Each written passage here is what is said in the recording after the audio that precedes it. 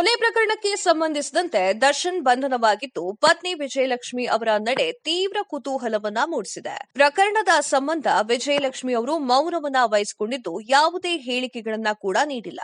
Social ಮೀಡಿಯಾದಲ್ಲಿ ಯಾವುದೇ ಪ್ರತಿಕ್ರಿಯೆ ಕೂಡ ನೀಡಿಲ್ಲ. ಆದ್ರೆ ಇನ್ಸ್ಟಾಗ್ರಾಂನಲ್ಲಿ ಪ್ರೊಫೈಲ್ ಫೋಟೋವನ್ನ ಡಿಲೀಟ್ ಮಾಡಿಕೊಂಡಿದ್ದಾರೆ. ಅಷ್ಟೇ ಅಲ್ಲದೆ ನಟ ದರ್ಶನ್ ಅವರನ್ನ ಅನ್ಫಾಲೋ ಮಾಡಿದ್ದಾರೆ. ಈ ನಡೆ ಸಾಕಷ್ಟು ಅನುಮಾನಗಳಿಗೆ ಎಡೆ ಮಾಡಿಕೊಟ್ಟಿದೆ. ಗೆಳತಿ ಪವಿತ್ರ ಗೌಡ ವಿಚಾರದಲ್ಲಿ ಡಿಬಾಸ್ ಪದೇ ಪದೇ ಎಡವಟ್ಟುಗಳನ್ನ ಮಾಡಿಕೊಳ್ತಾನೆ ಇದ್ದಾರೆ. ಈ ಬಾರಿಯೂ ಪವಿತ್ರ ವಿಚಾರವಾಗಿ ದರ್ಶನ್ ಬಂಧನವಾಗಿದ್ದು, ಪೊಲೀಸ್ ಕಸ್ಟಡಿಯಲ್ಲಿ ಇದ್ದಾರೆ. ಇದು ಸಹಜವಾಗಿಯೇ ವಿಜಯಲಕ್ಷ್ಮಿ ಅವರಿಗೆ ಪವಿತ್ರ ಗೌಡ ಮೇಲೆ ಕೆಟ್ಟ ಕೋಪ ಬರುವಂತೆ ಮಾಡಿಬಿಟ್ಟಿದೆ.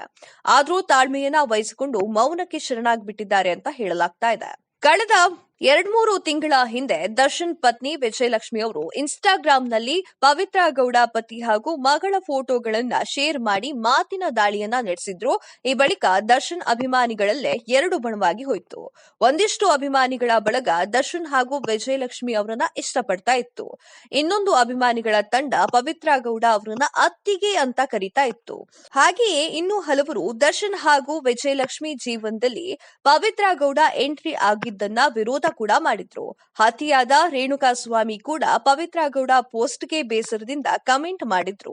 ಇದೀಗ ದರ್ಶನ್ ಅವರು ಪವಿತ್ರಗಾಗಿ ಕೊಲೆ ಮಾಡಿರುವುದು ಎನ್ನುವಂತಹ ಆರೋಪವನ್ನ ಹೊತ್ತಿಕೊಂಡಿದ್ದಾರೆ. ವಿಜಯಲಕ್ಷ್ಮಿ ಅವರಿಗೆ ಸಾಕಷ್ಟು ಶಾಕಿಂಗ್ ಎನಿಸಿಬಿಟ್ಟಿದೆ ಇದು.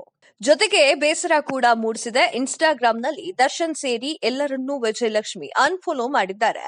ಈ ಮೊದಲು ವಿಜಯಲಕ್ಷ್ಮಿ ಅವರು ದರ್ಶನ್ ಅವರನ್ನ ಫಾಲೋ ಮಾಡ್ತಿದ್ರು. ಇನ್ನು ಇನ್ಸ್ಟಾಗ್ರಾಂನಲ್ಲಿ ಡಿಪಿಯನ್ನ ಕೂಡ ತೆಗೆದುಹಾಕಿದ್ದಾರೆ. ಈ ಬಗ್ಗೆ ಸೋಷಿಯಲ್ ಮೀಡಿಯಾದಲ್ಲಿ ಚರ್ಚೆ ನಡೀತಾ ಇದೆ.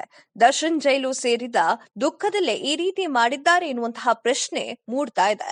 ಇನ್ನು ಕೊಲೆ ಪ್ರಕರಣದಲ್ಲಿ ಆರೋಪಿಯಾಗಿರುವಂತಹ ಪವಿತ್ರ ಗೌಡ ಅವರೇ ಇದೀಗ ಕೆಟ್ಟ ಮೇಲೆ ಬುದ್ಧಿ ಬಂತು ಅನ್ನೋ ತರ ಕೈಗೆ ಕೋಳ ಬಿದ್ದ ಮೇಲೆ ಜ್ಞಾನೋದಯವಾಗಿದ್ದು, ಪೊಲೀಸರ ಮುಂದೆ ಪವಿತ್ರ ಗೌಡ ಪಶ್ಚಾತ್ತಾಪದ ಮಾತುಗಳನ್ನ ಆಡಿದ್ದಾರೆ. ರೇಣುಕಾಸ್ವಾಮಿ ಮೆಸೇಜ್ ಬಗ್ಗೆ ಹೇಳಿ ತಪ್ಪು ಮಾಡಿಬಿಟ್ಟೆ ಅಂತ ವಿಚಾರಣೆಯ ವೇಳೆ ಪೊಲೀಸರ ಮುಂದೆ ಪವಿತ್ರ ಗೌಡ ಅಳಲನ್ನ ತೋಡ್ಕೊಂಡಿದ್ದಾರೆ. ಕೊಲೆಯಾದ ರೇಣುಕಾಸ್ವಾಮಿ ಮೆಸೇಜ್ ಬಗ್ಗೆ ಹೇಳಿ ತಪ್ಪು ಮಾಡಿದೆ.